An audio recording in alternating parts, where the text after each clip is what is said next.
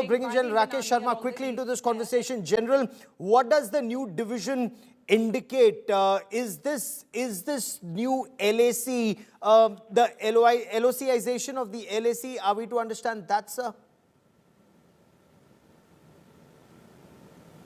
So I think you're on mute. Request you to unmute yourself, General.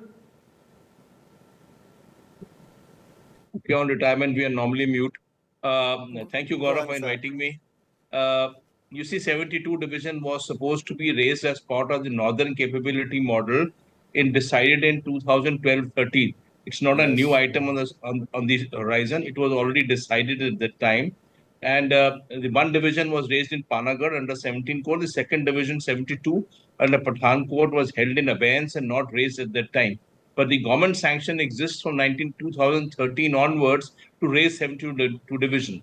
The situation on the LAC was deemed to be better till 2020 happened, with all these meetings that are taking place. So the division was not raised. So the raising of 72 is not a new sanction by the government. It's that is appreciated. But the concept, the requirement, the technical aspect is appreciated, that it was in the works and 2012 onwards. But the fact that it's happening now, what does this mean?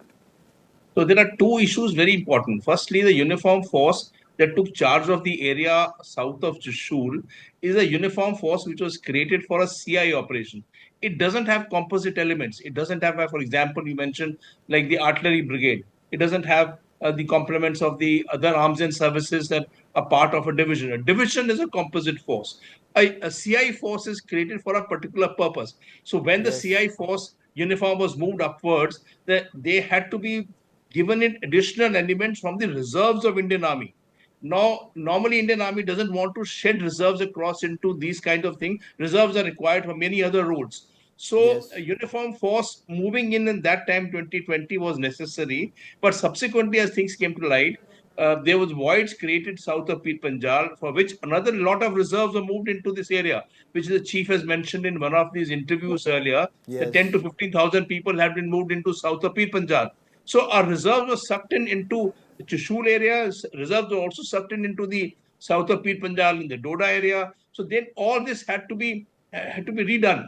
So 72 divisions raising was dusted out. It was brought into the fore. It is being raised and taking over the areas south of Trishul. The areas north of Trishul will be handled by 3 divisions, as it's been handled today also. So now, does this indicate that India's posture, while it is defensive at the LAC, there is also an offensive angle to our deployment, that India believes in peace, but peace through strength, General? Is that your appreciation?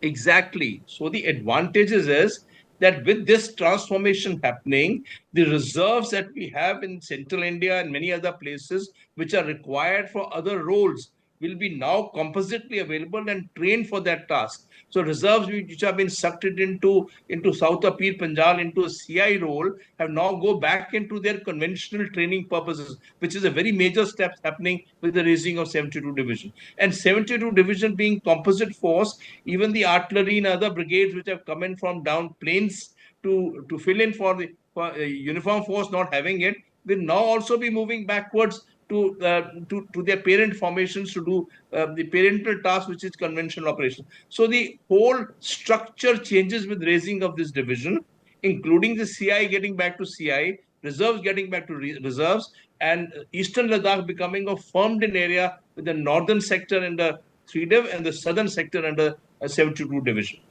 So Eastern Ladakh is now becoming a firmed-up area. Point 1, point 2, General. Are we also to understand that even for diplomacy, you need to be able to talk from a position of strength? So while India wants peace, and India and China are having multiple rounds of peace talks at the military level and the diplomatic level, India is keeping our guard up, sir. So exactly. So the fact is that we have to deter, and deterrence comes in by the force of strength, by hard power.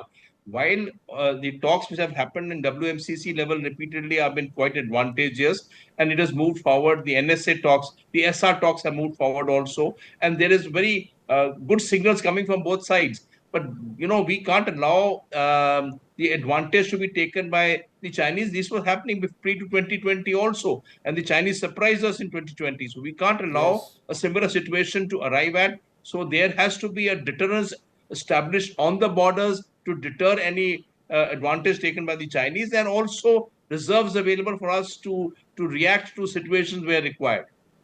So the kind of armor that is required, the tanks, the artillery that's required, the drones, the other assets that are required, how long before our forces, whether it's in the Arunachal Pradesh, the eastern sector, in the middle sector, Sikkim, in the sector in Uttarakhand, and of course now here Eastern Ladakh, how long before India is well and comfortable to send across that message, one, of deterrence, and two, offensive deterrence? So modernization is a never-ending process. You can't say 2030, 2035, 40, 47 will be all done, because the adversary would have moved up many steps forward also. So there is many kinds of deterrence. There is dominial deterrence. There is deterrence by punishment or deterrence by denial. Now, we have to be assure ourselves of having a deterrence by denial on the borders, to make sure that the borders are not infringed upon by the adversary. So that's one part of deterrence that we need to achieve, and which includes the raising of this division and all the other paraphernalia, including missiles and the air power and drones, etc., etc. But then there is essential aspects of deterrence also imply the space and the cyber aspects, or the electronic warfare, which is a continual process which comes up, and also it includes upgradation of your Yes. force and getting the readiness going. So, this is going to continue for a very long time. It's not that it will be, we should give ourselves a time that we will be comfortable in 2035. 2035, who's seen there will be more advancement, maybe there will be Oh, direct energy weapons. absolutely. You have to be constantly at it. And given, China's expansionism or their thinking, unless there's a change there, we haven't seen that in decades, since 1960s till 2020. Given Galwan, usually when they talk about conflict, it's usually when diplomacy fails, conflict breaks out. But in Galwan, none of the CBMs worked. Rules of engagement in this region remain fluid. So does that indicate that this region will remain fluid in the times ahead, General? So if you see the quantum of force that the Chinese have located close to us, the typology of infrastructure that they have built, the modernization of force, they have come to a level which they are competing with the Americans in many forms, and the technology advancements. Well, there is a threat.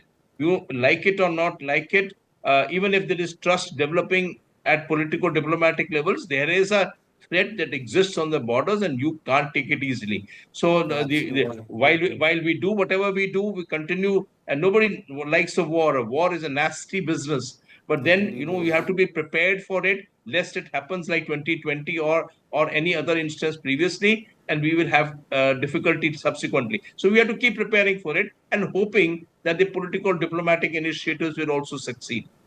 Oh, absolutely. And that, with countries like China, clearly happens when you talk to them from a position of strength. General Sharma, as always, many thanks for joining me.